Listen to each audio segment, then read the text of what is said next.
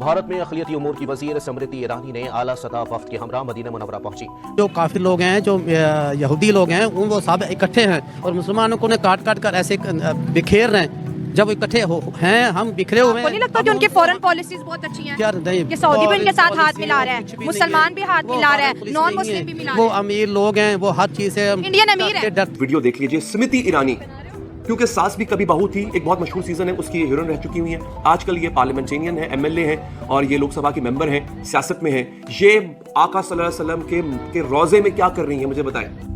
मक्का में तो वैसे भी किसी काफिर का आना बैन है, गैर मुस्लिम नहीं आ सकता। और जहां तक मुझे लगता है कि मदीना में भी रोजा रसूल के अंदर भी नहीं है। तो ये यहाँ पे क्या कर रही है खातून? हमारा वो एक मुसलमानों के लिए एक इबादत की जगह है, एक अच्छी जगह है, पाक मुकद्दस जगह है, तो वहाँ पे अलाउ नहीं होना चाहिए। क्योंकि मुसलमानों के लिए भी है कि अगर वो भी जाएँ तो बावुज़ू होके जाएँ। तो ये हिंदू के लिए इतनी रिलैक्सेशन नहीं देनी चाहिए, या कोई भी मजहब हो। भारत और इजराइल एक है। ये अगला टारगेट क्या है? अगला टारगेट है मक्का और मदीना। वो कह रहे हैं आखिर में हम मक्का और मदीना पर भी कब्जा कर लेंगे। प्योरीफाई दोस प्लेसेस, हम उन जगहों को पाक कर देंगे। मक्का और मदीना जो है, माजरत के साथ, मक्का और मदीना जो है वो क्या है? वो फिलहाल पाक नहीं है क्योंकि वहां मुसलमान हैं। क्या होगा? हम उसको पाक कर देंगे। लेकिन ये मेरे लिए हैरानकुन बात है कि मतलब कि एक इंडियन जो गैर मुस्लिम है, चलो मुस्लिम कोई इंडियन आता जो रिप्रेजेंटेटिव होता, इंडिया का भी शक होता, लेकिन होता मुस्लिम, तो हमें हैरानगी नहीं होती क्योंकि हरम के हदूद में इंडियन भी आ सकते हैं अगर वो मुस्लिम हो तो। क्योंकि गैर मुस्लिम का वहाँ पे आप सलम के दौर से 1400 साल 1500 साल पहले से यहाँ पे पाबंदी लग चुकी हुई है। तो मेरे लिए हैरानकुन बात भी है और तशवीशनाक भी है। पाकिस्तान को एक रद्द-ए-अमल भी देना चाहिए इस पर कि गैर मुस्लिम को कम से कम हदूद हरम के अंदर जो है वो रसाई नहीं मिलनी चाहिए। कि बच्चों को मारना, बच्चों को ज़िबा करना, औरतों को मारना जायज है। ये जंग है और इस जंग में आप हर वो बुरा काम कर सकते हैं। आप बच्चों के साथ जिनसी फेल कर सकते हैं, औरतों का रेप कर सकते हैं, ये सब कुछ कर सकते हैं। ये बाकायदा तौर पे इनको इंस्ट्रक्शन दी जाती है।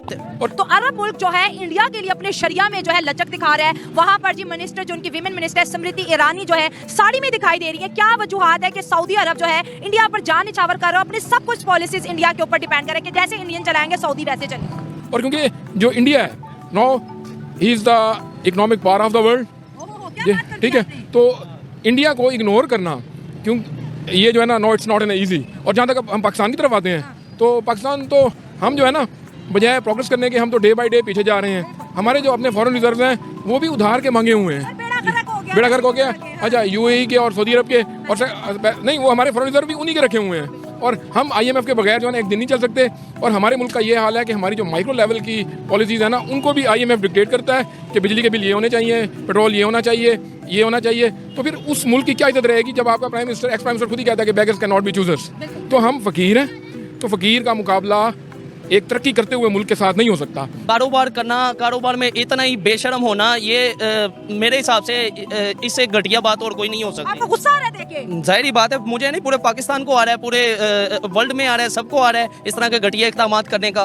उनकी दोस्ती भी तो देखिए रूज में है ना, एक दूसरे को भाईजान बोलते हैं वो, और हमें कहते हैं कि भाई वो फलाना नॉन मुस्लिम है, उससे दोस्ती ना करो। इन्होंने वैसे भी इस्लाम के नाम पे फ़लस्तीन पे वैसे भी हमें लड़ा रहे हैं, ठीक है, और खुद इस तरह के इक़दामात कर रहे हैं हिंदुओं के साथ या दूसरे जितने भी गैर मजहब से हैं। हाँ। तो ये बहुत ही नामुनासिब और घटिया बात है। अब तो वो मंदिर भी कह रहे हैं, सऊदी अरब में मंदिर भी बनेगा, बहुत गलत है। और जो फॉरेन पॉलिसी है, इसको रिलीजन डिक्टेट नहीं करता, अब इसको इकोनॉमी डिक्टेट करती है। अगर हरम की हदूद में आप ये सब कुछ करेंगे तो मेरे ख्याल में एक बहुत बड़ी तशवीश है हमारे लिए। फतवा जारी करें ना करें, लेकिन कम से कम उनको इस बात पे कोई अपना पॉइंट क्लियर करना चाहिए। उनको कम से कम बैठ के बताना चाहिए कि ये ठीक है कि गलत है। और एज आ पाकिस्तानी हमारे लिए सवाल निशान है कि वो हमें किस कटहरे में खड़ा कर रहे हैं, और भारत को जो हमारे से हमारे मतलब साथ ही है उसको किस कटहरे में खड़ा कर रहे हैं। वो हमें उनसे पस्त समझते हैं, पस्त समझते हैं और हमें निकालते भी हैं।